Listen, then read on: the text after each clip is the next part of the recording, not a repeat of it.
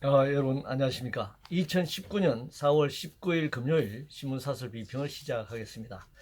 먼저 행정집행 관련된 사설입니다. 조선일보는 법집행 부산시장이 불법의 사죄, 세상에 이런 나라가 있나 라고 비판하고 있습니다. 중앙일보는 민주노총의 떼쓰기에 밀려 무너지는 법과 원칙이라며 역시 비판하고 있네요. 강제징용 노동자 상황 강제 철거를 부산시가 했죠.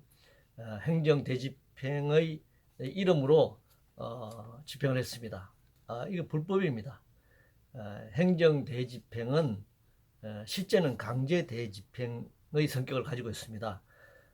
아무리 지방자치단체가 정부가 집행을 법률에 따라서 집행을 한다고 하더라도 법과 조례에 따라서 집행을 한다고 하더라도 법적 절차가 필요한 겁니다. 그리고 민원인과 토론하고 소통하는 그런 과정이 필요한 것이죠. 정부라고 하는 것, 중앙정부든 지방정부든 그 정부를 누가 구성하는 것입니까? 헌법 제1조 민주공화국 모든 권력은 국민으로부터 나온다는 그 헌법에 기초했을 때 강제징용 노동자상을 반대하는 부산 지역의 노동자 시민들이 결국 부산시장을 뽑는 것이고 대통령을 뽑는 것이기 때문입니다. 그 권력을 위임한 것인데 그 권력을 위임한 사람들을 법률과 조례를 들이대면서 무조건 강제로 집행하는 것, 이건 명백한 불법입니다. 이건 전체주의나 독재국가에서나 가능한 일입니다. 영리병원 관련해서 한국경신문은 영리병원이라는 정치적 용어 왜곡 바로잡아야 한다라는 제목의 사설에서 기존 병원들도 이윤 추구, 사실 호도 말아야 한다. 투자 주체 개방이 민영화라는 주장도 악의적이다 이렇게 주장하고 있네요.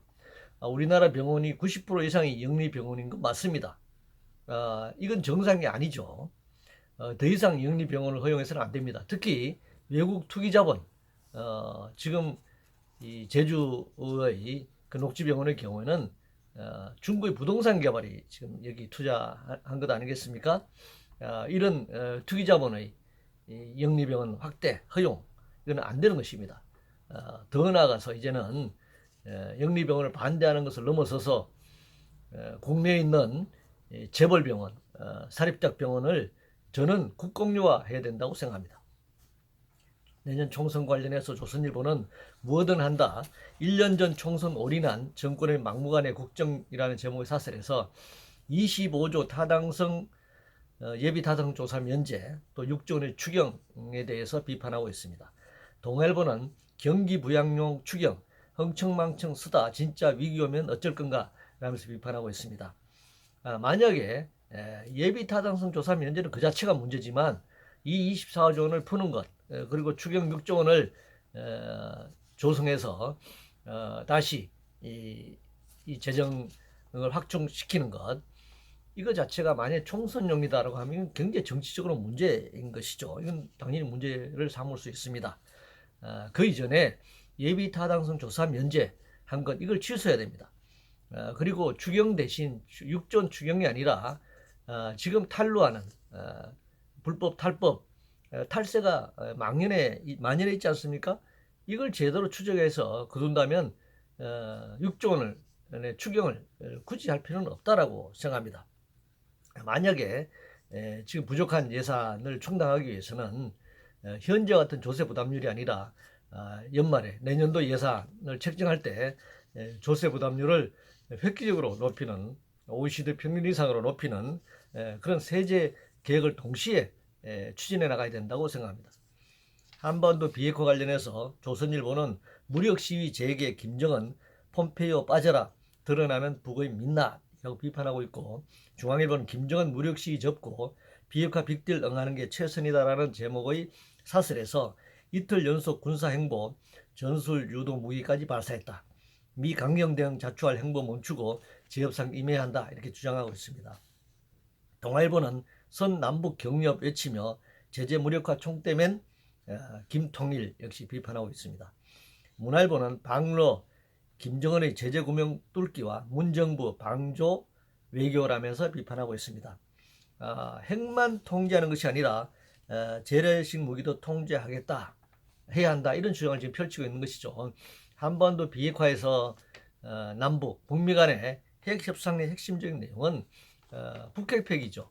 북핵 폐기를 위해서 미국의 이해 상한은 어떤 조치를 제시하느냐 이것이 이제 빅딜이냐 스몰딜이냐의 상황을 놓고 밀고 당기기를 하고 있습니다. 지금 교착 상태에 있지만요. 근데 재래식 무기까지 다 이게 문제 삼는다. 그러면 이건 뭐 전혀 얘기가 안 되는 것이죠. 그렇다면 남한이 미국으로부터 들여오는 엄청난 이 무기 구입에 대해서 북한이 문제 제기한다. 그럼 이게 남북 간, 북미 간에 어떤 협상 진전도 이룰 수 없지 않겠습니까? 지난번 이 문재인 대통령이 미국을 방문했을 때 한미 정상회담에서 이 트럼프가 한국이 엄청난 무기를 구매해 준 데 대해서 감사한다. 이렇게 얘기하지 않았습니까? 그러면 북한이 재래식 무기를 개발하는 문제만 가지고 문제 삼을 수는 없는 것이죠. 한반도 비핵화는 북핵 폐기와 대북 제재가 패키지로 교환되는 것으로 출발해야 되는 것이지 그 외에 다른 것을 다 일일이 딴지 걸면은 이 비핵화 협상은 더 이상 진전하기 어려울 것이다 이렇게 생각합니다. 규제개혁 관련해서 동아일보는 규제개혁 성패는 공무원 생각 바꾸는 데 달렸다. 매일경제신문은 성장률도 낮춰잡은 한은 정책 대응도 더 유연해져야 한다 이렇게 주장하고 있습니다. 한국은행의 통화 정책도 모든 가능성을 열어놓고 최대한 유연하게 끌고 가야 한다 이런 주장을 덧붙이고 있네요. 이 동아일보가 주장하는 대로 공무원이 법과 조례에 상관없이 자의적으로 규제를 풀 수 있어야 한다라고 주장하는 것은 이건 정말 직권 남용을 넘어서서 위법 행위를 하라는 것을 지금 독려하는 것이잖아요. 말이 안 되는 것입니다. 그리고 통화 정책으로 성장률 조정해 나가서는 안 되죠.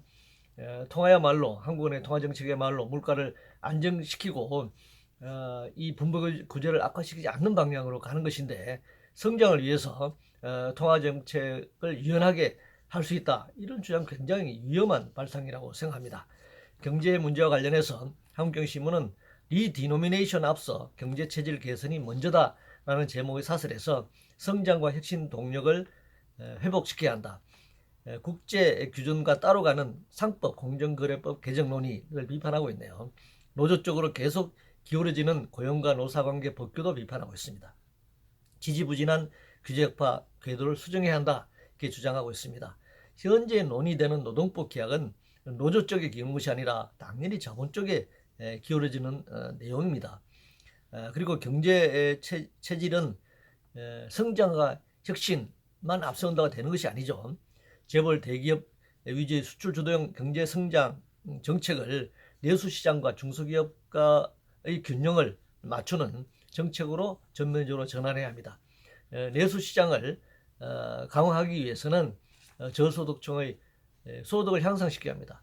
최저임금 1만 원을 조기에 달성하면서 양극화 빈부격차를 좁혀나가고 그래서 구매력을 높임으로써 자영업자들과 영세 소상공인들의 매출액을 높일 수 있는 그래서 정상적으로 성장의 어떤 과정을 밟아나가는 길이다 이렇게 생각합니다. 대학 등록금 관련해서 한국경제신문은 공평하지도 공정하지도 않은 안산시의 대학 등록금 지원이라는 제목의 사설에서 윤하섭 안산시장이 전국 최초로 지역 내 대학생들에게 본인 부담 등록금의 절반을 약 최대 200만 원입니다. 절반을 지원하겠다 이렇게 발표했습니다. 안산시가 다른 예산을 절감해서 주어진 예산 범위 내에서 지역 대학생 등록금 지급을 결정했다면 이건 굉장히 잘한 일입니다. 지금 이 대학 등록금 때문에 학부모들 허리가 휜다라고 말하지 않습니까? 이 부담을 덜어주는 것은 지자체로서 굉장히 잘한 일입니다. 쓸데없는 보도블록이나 뒤집고 토목공사를 하는 것보다는 훨씬 더 효율적이다 이렇게 생각합니다. 그런데 200개가 넘는 그런 지방자치단체 중에서 몇 개만 이 한두 군데만 이렇게 하는 것은 또 문제일 수 있죠. 따라서 대학 등록금 문제는 무상교육 확대 차원에서 중앙정부가 정책으로 조기에 이걸 실시할 수 있도록 제도를 마련해야 한다. 지금 OECD 국가 중에서 고등학교 무상교육을 실시하지 않는 나라가 유일하게 대한민국입니다.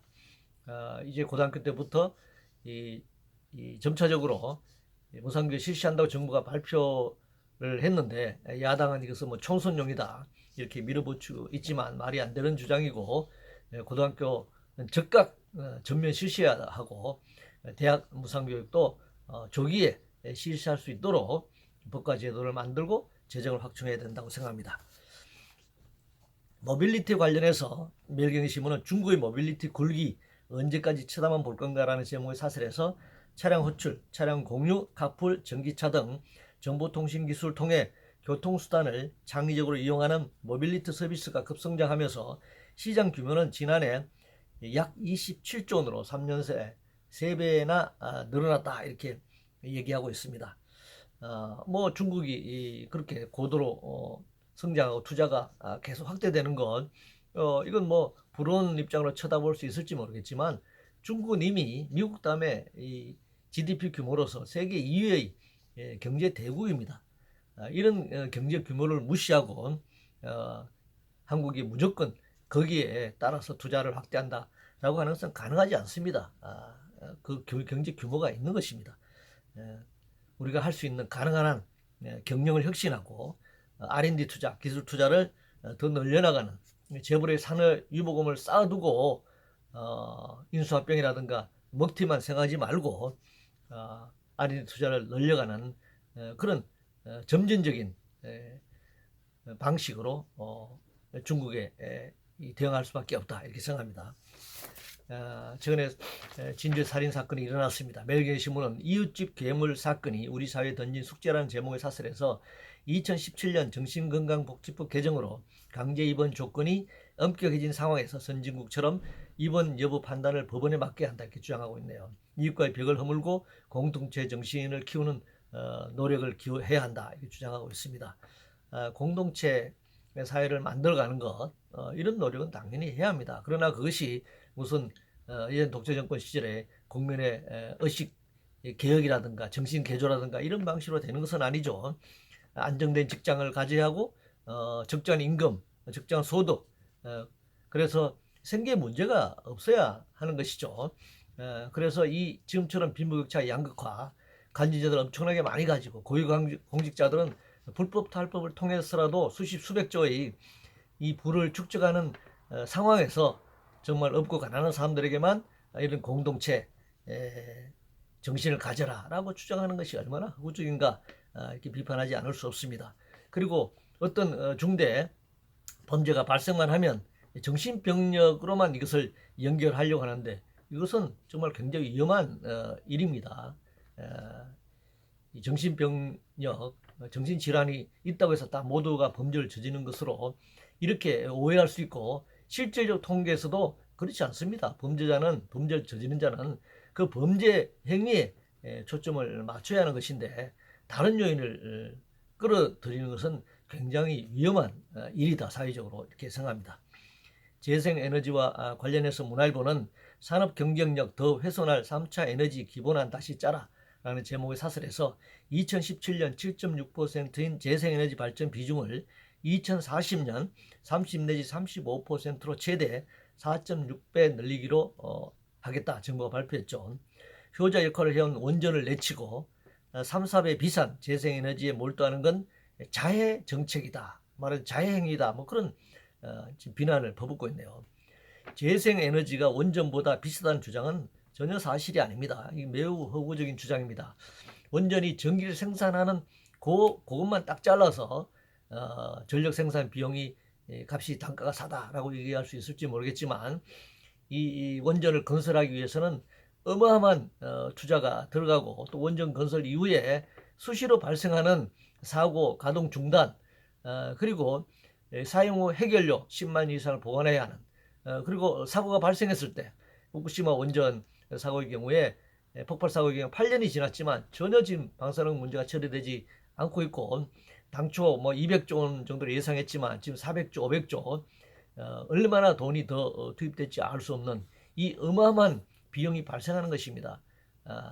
원전 건설에부터 해결료 10만 이상 보관까지의 그 비용을 감안한다면 원전이 재생에너지가 원전보다 비싸다라고 하는 주장은 터무니없는 것이고 독일을 비롯해서 재생에너지를 생산하는 그런 나라들, 탈핵을 하면서 재생에너지를 확대 생산하는 나라들은 초기보다 점차 그 전력 생산 단가가 계속 낮아지고 있다라고 하는 사실을 똑똑히 알아야 합니다.